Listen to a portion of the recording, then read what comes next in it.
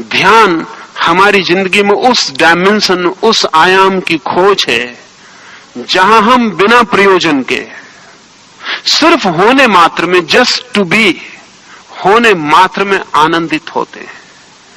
और जब भी हमारे जीवन में कहीं से भी सुख की कोई किरण उतरती है तो वे ही क्षण होते हैं जब हम खाली बिना काम के समुद्र के तट पर या किसी पर्वत की ओट में या रात आकाश के तारों के नीचे या सुबह उगते सूरज के साथ या आकाश में उड़ते हुए पक्षियों के पीछे या खिले हुए फूलों के पास, कभी जब हम बिना काम ऐसे किसी क्षण में होते हैं तभी हमारे जीवन में सुख की थोड़ी सी ध्वनि उतरती, लेकिन ये आकस्मिक, एक्सीडेंटल होती। ध्यान व्यवस्थित रूप से इस किरण की खोज, ध्यान व्यवस्थित रूप से जीवन में उस द्वार को बड़ा करने का नाम है जहां से आनंद की किरण उतरनी शुरू होती, जहां से हम पदार्थ से छूटते हैं और परमात्मा से जुड़ते हैं।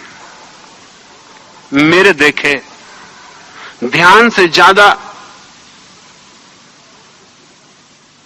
बिना कीमत की कोई चीज नहीं है और ध्यान से ज्यादा बहुमूल्य भी कोई चीज नहीं है। और आश्चर्य की बात यह है कि ये जो ध्यान, प्रार्थना या हम कोई और नाम दें, ये इतनी कठिन बात नहीं है जितना लोग सोचते हैं। कठिनाई अपरिचय की, कठिनाई न जानने के अतिरिक्त और कुछ भी नहीं है। जैसे हमारे घर के किनारे पर ही कोई फूल खिला हो और हमने खिड़की ना खोली हो, जैसे बाहर सूरज खड़ा हो और हमारे द्वार बंद हो, जैसे खजाना सामने पड़ा हो और हम आंख बंद किए बैठे हो, ऐसी कठिनाई है। अपने ही हाथ से अपरिचय के कारण कुछ हम खोए हुए बैठे हैं जो हमारा किसी भी क्षण हो सकता है। ध्यान प्रत्येक व्यक्ति की क्षमता है, क्षमता ही नहीं, प्रत्येक व्यक्ति का अधिकार भी।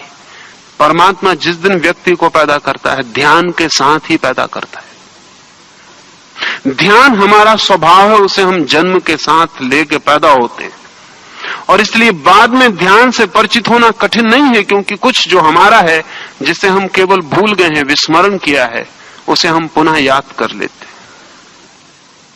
हैं। स्मरण से ज्यादा नहीं है ध्यान, एक रिमेम्बरिंग, कुछ था हमारे पास जिसे हम भूल गए हैं और पुनः याद कर लेते हैं, इसलिए कठिन नहीं है।